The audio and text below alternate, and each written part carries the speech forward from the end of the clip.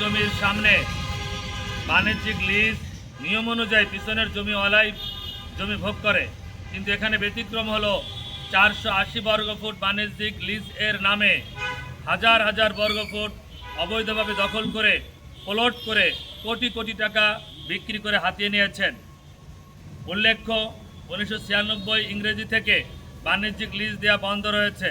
তাহলে তিনি কিসের বলে ওই রেলের জমি প্লট করে করে বিক্রি করলেন? যারা এখন ওইখানে ভোগ দখলে আছে এটা সম্পূর্ণ অবৈধ, অর্থাৎ কোনো ব্যক্তিরই লাইসেন্স নাই। আমরা রেলের এই গুরুত্বপূর্ণ এবং মূল্যবান জমি উদ্ধারের দাবি জানাচ্ছি। অথচ আমাদের দুইটা কৃষি জমির বৈধ লিজ, যার একটি 66% যেটা 2027 সালের 13 এপ্রিল পর্যন্ত খাজনা পরিশোধ, সেই জমিতেও তিনি অবৈধভাবে দখল করে আমাদের যেতে বাধা সৃষ্টি করছেন। আমরা সাংবাদিক বন্ধুদের মাধ্যমে প্রশাসন ও রেলওয়ে কর্তৃপক্ষের নিকট আমাদের জমিতে ভোগ দখল বুঝে দেওয়ার জন্য জোর দাবি জানাচ্ছি।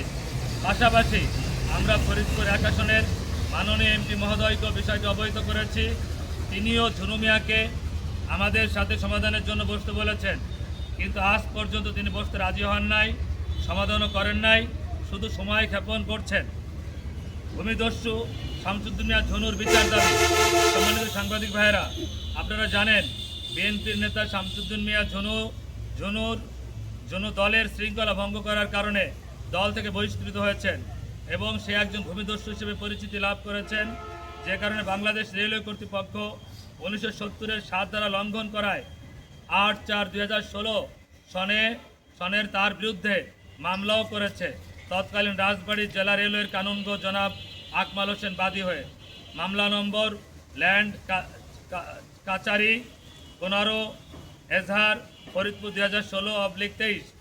উক্ত মামলায় 2 বছরের সাজার বিধান রয়েছে, কিন্তু রেল কর্তৃপক্ষকে ম্যানেজ করার কারণে তার সাজা হয় নাই।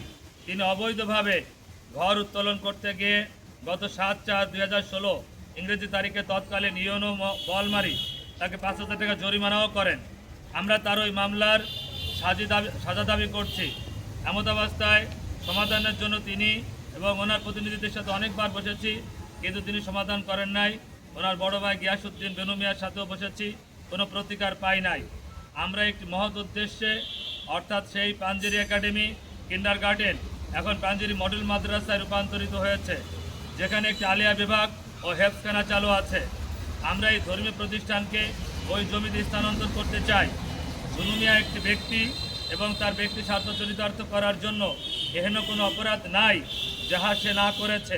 অতএব এই ধরনের একজন অর্থলোভী দুর্নীতিবাজ ও একটি মাদ্রাসার বৈধ সম্পদ অবৈধভাবে দখলকারীর বিরুদ্ধে আমরা আপনাদের মাধ্যমে প্রশাসন ও বাংলাদেশ সরকারের মাননীয় প্রধানমন্ত্রী ও বিএনপির চেয়ারম্যান জনাব তারেক রহমান, স্থানীয় এমপি মহোদয় ও বাংলাদেশ রেলওয়ে কর্তৃপক্ষ এবং বিএনপির কেন্দ্রীয় জেলা নেতৃবৃন্দের নিকট জরুরি হস্তক্ষেপ কামনা করছি ও তার বিরুদ্ধে যথাযথ ব্যবস্থা গ্রহণে জোর দাবি জানাচ্ছি এবং পাঞ্জেরি মডেল মাদ্রাসাকে রেলের দেয়া বৈধ লিজের জমি বুঝে পাওয়ারও জোর দাবি জানিয়ে আজকের মতো সংবাদ সম্মেলন শেষ করছি।